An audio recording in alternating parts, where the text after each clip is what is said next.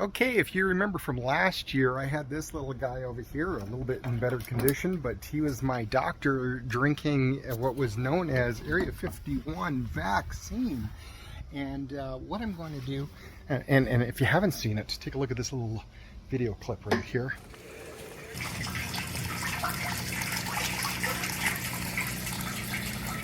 And what I'm going to do is I want to convert this now from this science-looking kind of monstrosity to more of a pirate drinking on top of a wooden barrel. So that's going to require some paint and some decoration in here. I've got to first start by removing some of this stuff that I put on here, make it a nice surface. If you didn't know some of the things that I had done, I drilled a hole or several holes in here, of course, to mount this using a PVC pipe. And then I put some holes around the edges because I noticed water was pooling up around the edges. And of course, here in Canada, it gets pretty darn cold. The ice was a cool factor, but I didn't like the ice building up on the bottom over here. And of course, I put a cutout at the back, and this cutout is for you know, the pipe and the plumbing and all that, easy access, so I can connect the pump and disconnect it and run the hose up here. I'll kind of show you how it all works when we get the barrel all done and get the pirate ready to be reassembled on top of this thing. So stay tuned.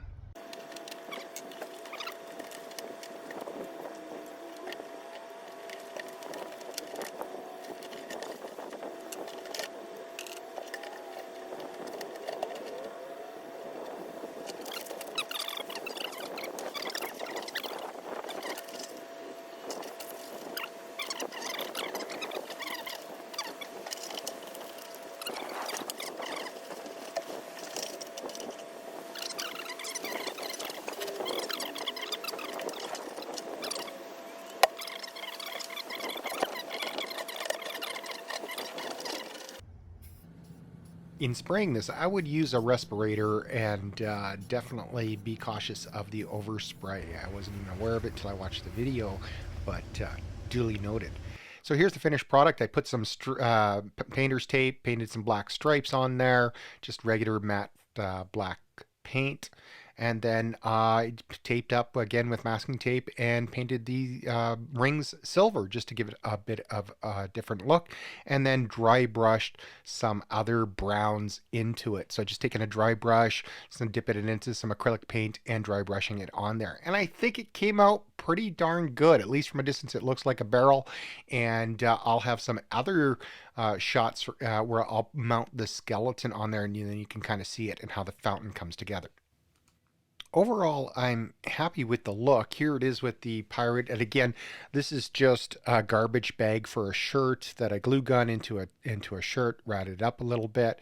Adjusting his arm to support the weight of the water that's going to be in the little flask there.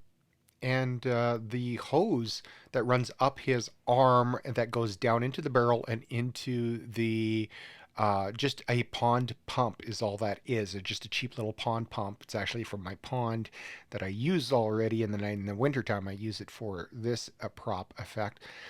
So that armature, I actually just used some hot glue. I used some epoxy and, of course, good old-fashioned duct tape to get the armature to stay and support the weight. I'm hoping it's going to last again this year. Last year it was just using hot glue into the socket, and it seemed to have held up. But you know, another year it's a little bit more brittle, so this time a little bit of duct tape came out. You can't see it because of the shirt, so I think it worked out quite well. Okay, so let's take a closer look at my prop here. Like I said, I'm going to have to do a minor adjustment on my armature to bring it about there. Mind you, my barrel's going to be rocking a little bit backwards, which will attribute to some of the movement here, but I might have to do a slight adjustment. It's gone drooped down a little bit to the side. It really needs to be about like right there, and I'll get it there with some luck. Hopefully not too long.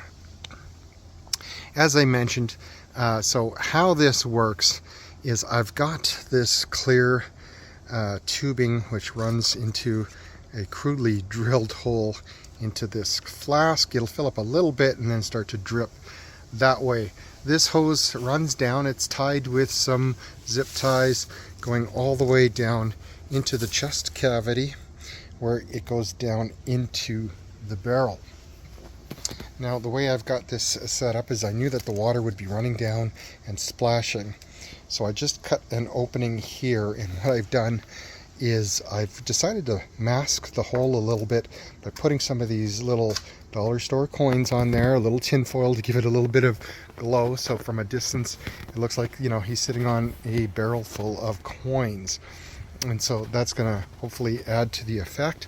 But again, there's just a little bit of mesh tape here and a lot of large holes, and a little bit of a slope here, so the water should drain, you know, right into the barrel. I drilled some holes on the outer edges to catch any drainage water that might be pooling up in there and drain to the back as well. So I'm hoping that's good. The hose just comes down into this reservoir over here, where I'll hook that hose up to a little pond pump is all it is, with the wire coming out over here. Now I did have to kind of, you know, help with his pose, so I glued and screwed his hand here, and, you know, I'm going to attach it to this little screw here so it doesn't move around too much. Did end up breaking his finger, so I've got the glue gun plugged in, so I'm going to have to reattach that or re-adhere that. And this leg just flows fairly free. He does have some zip ties, and like I said, he's got the PVC back on here. Goes into a hole to give it some support. It does flop around a little bit in the wind, so I do have to be a little cautious of that. And I think the sun has moved this ever so slightly off to the side. So once he gets there, I think that's the look I want, because then that will drain right into his mouth. So I'll work on tightening that up today. And his leg it got bumped here, so I'm going to have to fix his kneecap and adhere this on there. And so what I did is I wanted to give it a more of a natural look. When you get these skeletons, the poses are kind of funny and they don't kind of give it a natural kind of look. And so you want to make it look natural. I did arc his back a little bit, changed some of it, you know, took out the joint here and redid it so that it has more of a natural look. I cut his neck. The original neck hole is right here, and I cut another neck hole there so that it's got a little bit more tilt in the back. And then his legs looking a little bit more natural, as though he's got a pose, and that's why his other hand's coming down here. So again, it looks like he's supporting himself, having a swig, and I think that looks really good otherwise. Again, this shirt was just one of those little plastic Glad garbage bags, and you take a glue gun, you kind of make it a couple sleeves, you make a rough t-shirt, you glue it together, then you slice it all up, and you end up with something that's gonna last in the weather and looks weathered and can take a beating.